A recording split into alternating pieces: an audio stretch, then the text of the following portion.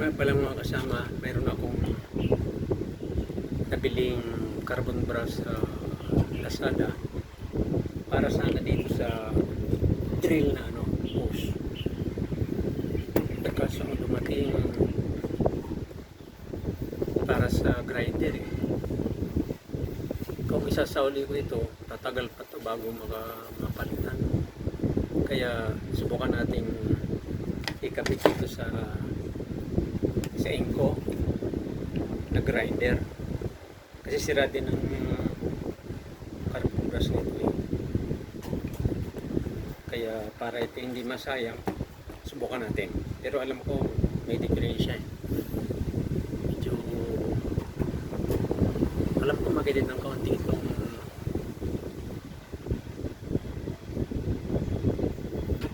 sa pulse, malapat itong sa Inco.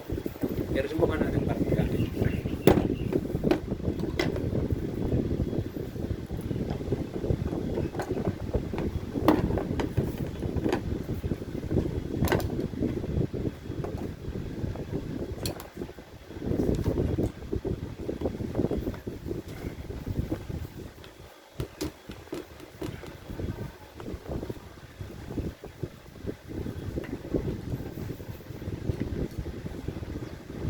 Siya nga pala mga kaibigan, pagka nagpaklas kayo ng isang kahit anong motor, maglagay kayo ng isang lagay ng tornilyo para hindi mawala. Isang lagay na maliit lang.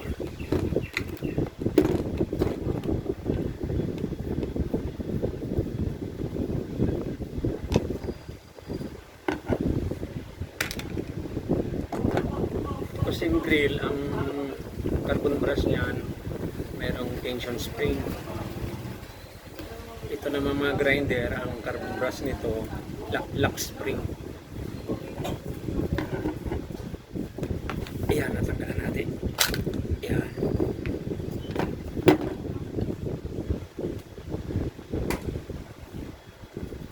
Katanggal ko ng carbon brush nito kailan hindi ako nakakabili, hindi pa ako nakakapunta sa Inco.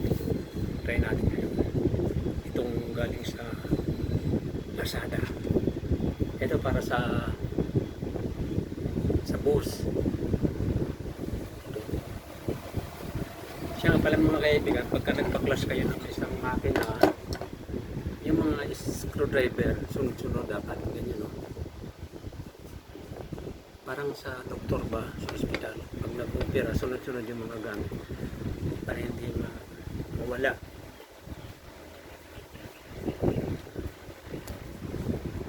Ito na, salpak na natin ito. Pwede naman ito, kaya lang madali lang siyang maubos kasi matipid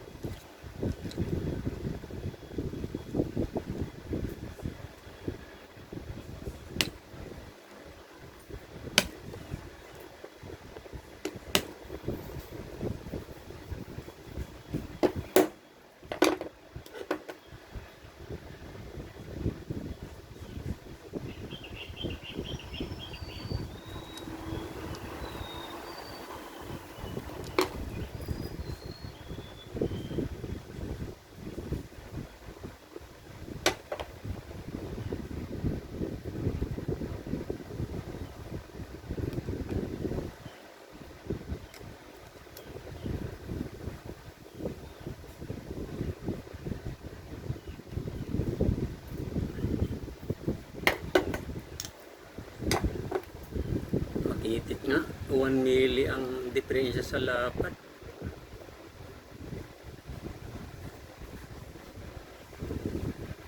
Pwede naman to kaso madaling maubos to.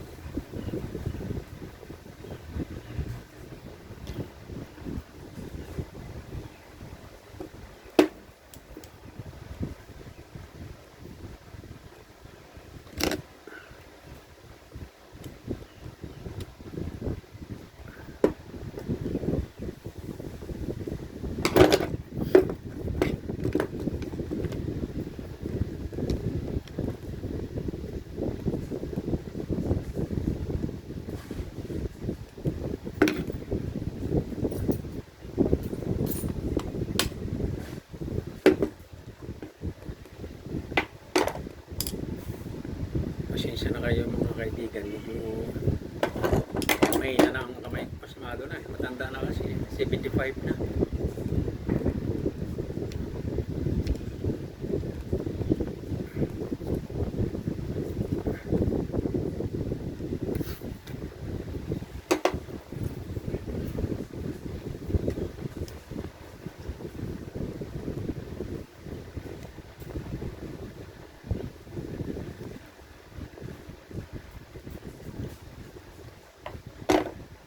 Yan, kabit na natin. Ngayon, ibalik na natin ang takip.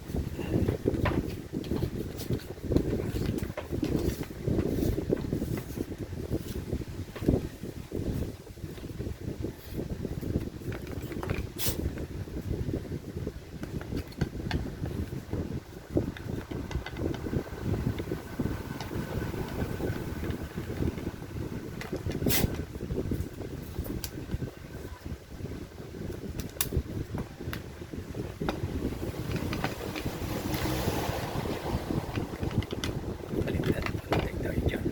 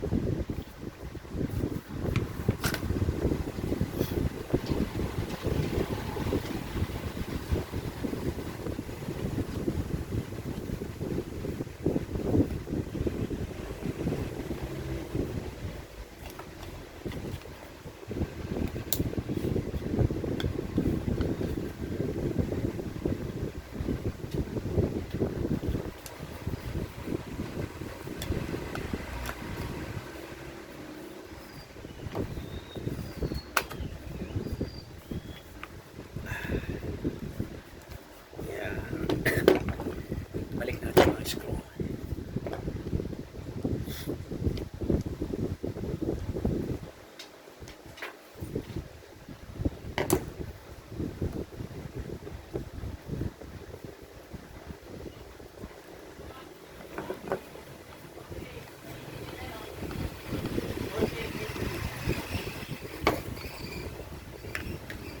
Pagka nagigpit ng mga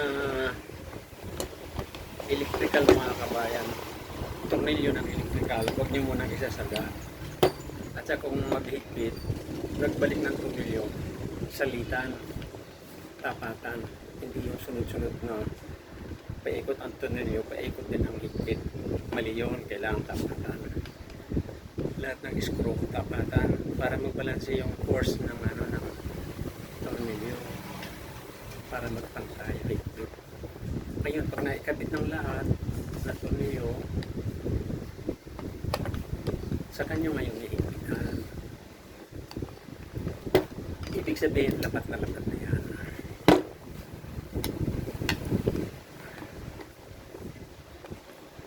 Yan.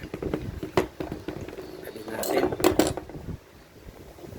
Checkin natin ang resistance kung lumapat yung carbon brush sa imitator.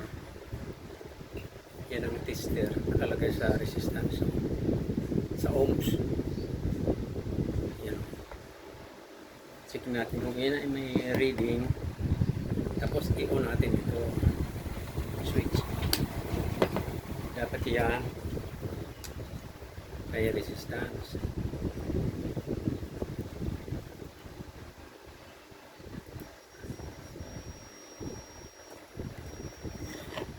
Yan, meron siya 17 ohms. Yan. Ibig sabihin, yan ang resistance ng motor ng grinder. Yan. Pag enough natin, yan, open. Yan, walang resistance. Zero resistance. Yan, nasa 1, ibig sabihin yan, 0.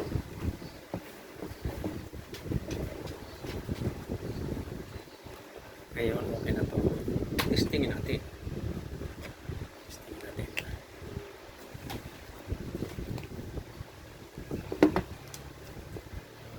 Kung aandar.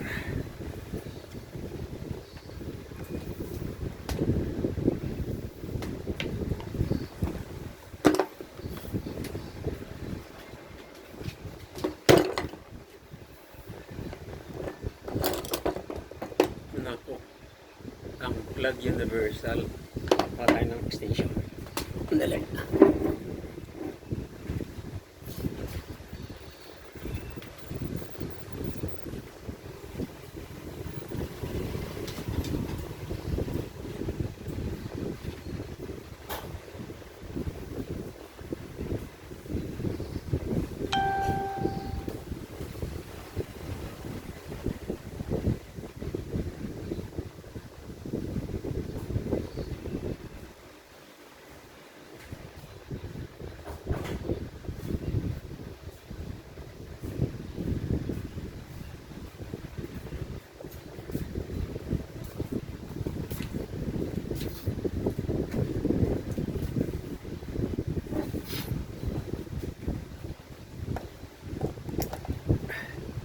Yan, ito mga kaibigan. Nagpalit ako dala ako ng kuwan ng extension para ma-try natin.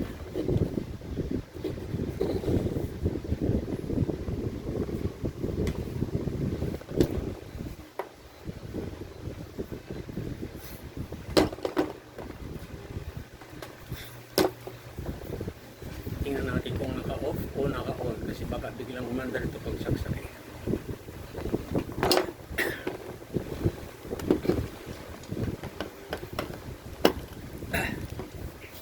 Testing.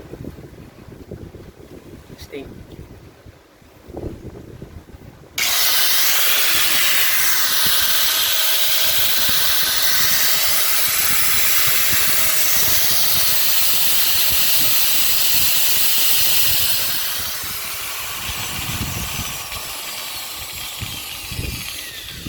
Sobra naman to kaso porque may clearance ang carbon brass na 1 mili, hindi magtatagal ng katulad ng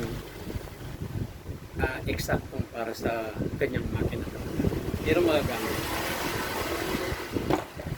Yan, okay na tayo.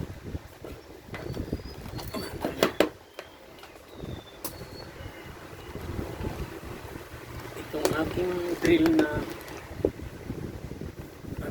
boss,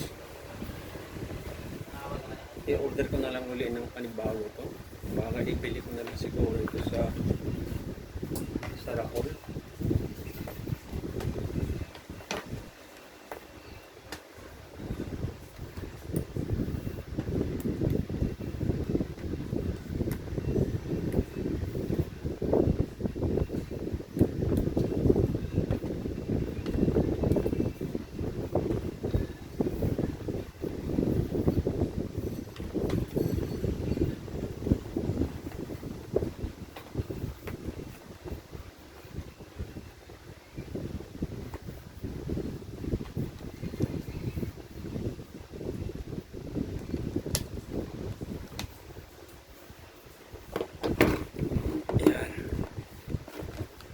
Okay na po siya, mga kaibigan.